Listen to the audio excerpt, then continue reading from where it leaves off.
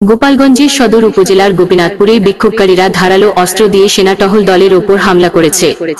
এই ঘটনায় ৩ জন অফিসার, ১ জন junior commission officer ও ৫ জন সেনা সদস্য আহত হন। শনিবার ১০ আগস্ট রাতে এক সংবাদ বিজ্ঞপ্তিতে এ তথ্য জানিয়েছে আন্তঃবাহিনী জনসংযোগ পরিদপ্তর আইএসপিআর জানায়, গোপালগঞ্জের সদর উপজেলার গোপীনাথপুরে বিক্ষোভকারীরা ধারালো অস্ত্র দিয়ে সেনা টহল দলের ওপর হামলা করে। বিক্ষোভকারীরা গোপালগঞ্জ ঢাকা মহাসড়ক অবরোধ করে রাখলে প্রাথমিকভাবে পরিস্থিতি নিয়ন্ত্রণে আনার জন্য দায়িত্ব পালনরত সেনাবাহিনীর ২টি টহল দল ঘটনাস্থলে যায়। এ সময় উত্তেজিত বিক্ষোভকারীরা সেনা টহল দলের উপর ইট পাটকেল ছুড়ে মারে এবং দেশীয় অস্ত্র দিয়ে টহল দলের সদস্যদের আঘাত করলে ৩ জন অফিসার, ১ জন জুনিয়র কমিশন অফিসার ও ৫ জন সেনা সদস্য আহত হয়। এই ঘটনায় আহত সেনা সদস্যরা আশঙ্কামুক্ত ও চিকিৎসাধীন রয়েছেন। এছাড়াও বিক্ষোভকারীরা সেনাবাহিনীর একটি গাড়ি পুড়িয়ে দেয় এবং ২টি গাড়ি ভাঙচুর করে।